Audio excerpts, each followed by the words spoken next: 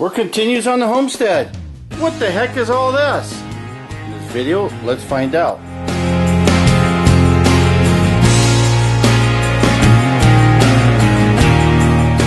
Thanks for tuning in. My name is Jeff, Arizona Hot Homestead. Work continues here on my build. This is my utility room, laundry slash pantry. So let's take a look at what I've recently done. I got some flooring in and all the walls are done and just about all the trim work is done. So let me just kind of start from one end and kind of just show a little bit of everything. So this was the regular subfloor. This is the vinyl planking. They're going this way.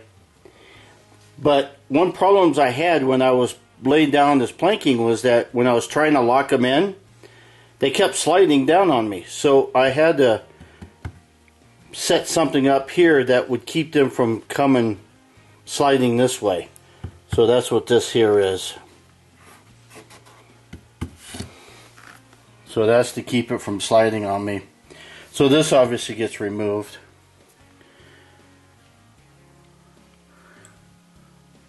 So even the corners here will have some trim. This is my little broom closet, if you will. I took this little cubby hole.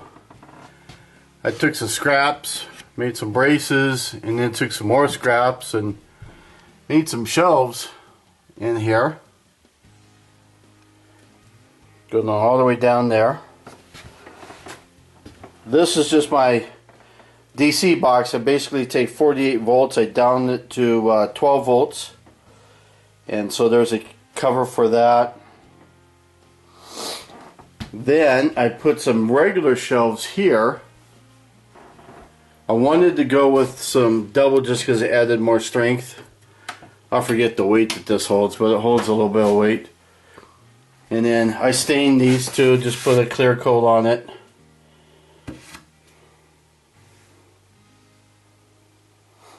This is the hammer I use, my brad nailer.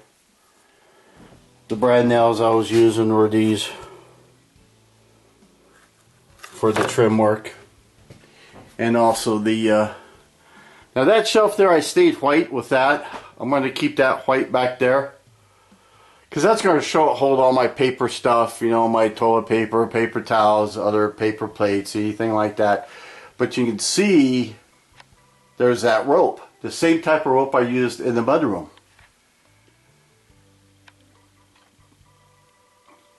Now I didn't put it in that corner there because it's all going to be hidden, so no one's going to see that. Now I'm not done with them. We're going to put another strip down here. And you know, in doing this, I wanted to kind of think of a door. So I'm going to put a door here. I just don't know how I'm going to do that door yet. And along here, this whole wall, I don't know what I wanted to do, but I think now after I've been working and I found some of this wood here that got some good grain in it, that I can make doors out of it. So I think I'll make some doors out of it and put doors along here. Now the main reason why this is like two different colors is because this has already been aged. This has been sitting in the room for a while before I stained it. And so that's been covered up away from the sun. So I'm not too worried about it.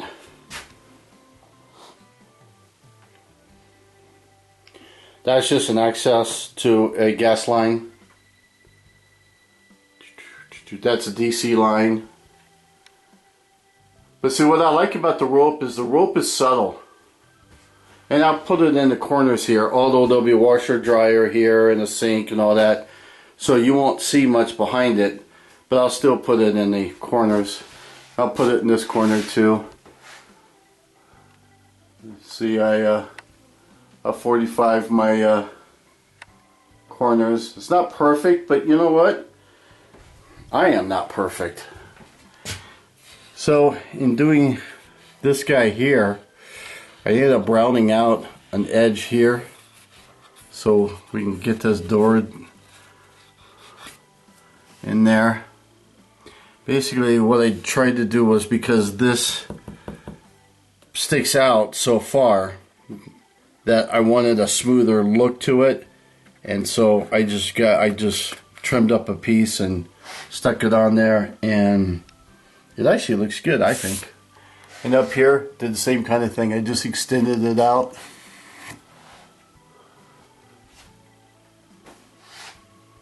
And the same thing with even like right in here. I did the same thing on the other door.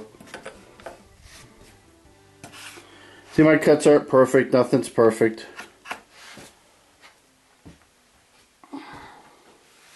And of course my baseboards. My baseboards are all out of 45 right here. Now all this trim work is all former tongue and groove or shiplap. I just cut it. I tried to do those, but you gotta keep in mind nothing is at a perfect 45 or 90 or anything in this. So it's not a perfect cut out of all my stuff, but this is going to be behind the washer and dryer, so no one's going to see that. That's going to be behind the sink over here.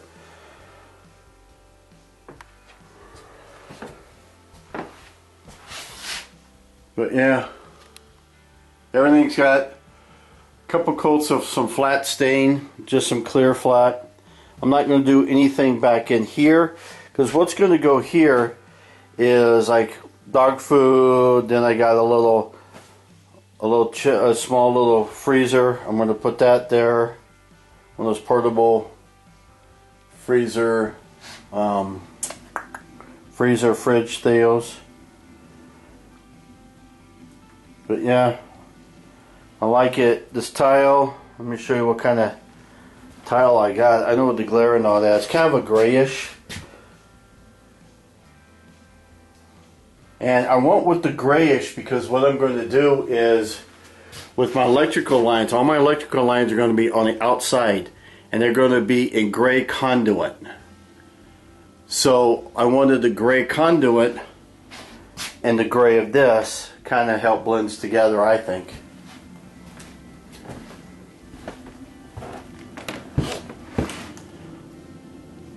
It's kind of hard to tell with that glare, but I like the look of the gray actually.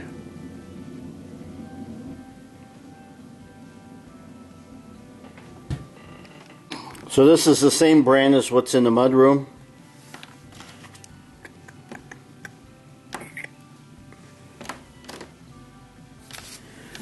So this is what I got.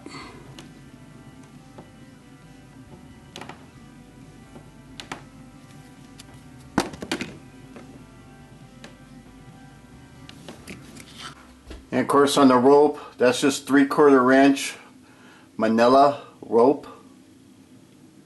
So I'll put a link down below where I got that. And then I just used some regular masking tape, 2-inch masking tape to do the corners.